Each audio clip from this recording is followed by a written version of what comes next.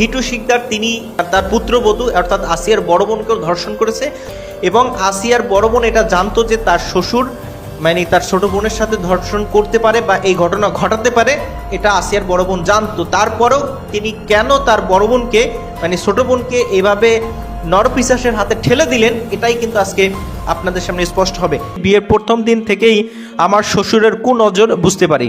রাত্রে বিছানায় স্বামী ব্যবহারের পর আমাকে পোশাক পরতে না দিয়ে রুমের বাইরে যায়, অর্থাৎ স্বামী তার সাথে একান্ত মেলামেশা করার পরে তিনি রুম থেকে বের হয়ে যায় এবং তখন আফিয়াকে কাপড় চোপড় পরতে দেয় না। অন্ধকারে আমার শরীরের উপর কারো উপস্থিতি বুঝতে পারি, মানে এই সময় তার শ্বশুর ওই ঘরে প্রবেশ করে। এটাও খেয়াল করি এখন যে আছে সে আমার স্বামী না, অন্য পুরুষ, কিন্তু কে তা বুঝতে পারছি না। আমার ছোট শরীর স্বামীকে সহ্য করাই অসম্ভব। অতঃপর আরেকজন, আমি ব্যথায় কুঁকড়ে উঠি, চিৎকার করার চেষ্টা করি কিন্তু আমার মুখ চেপে ধরে, ফিসফিস করে আমাকে চুপ করতে বলে, মেরে ফেলার হুমকি দেয়।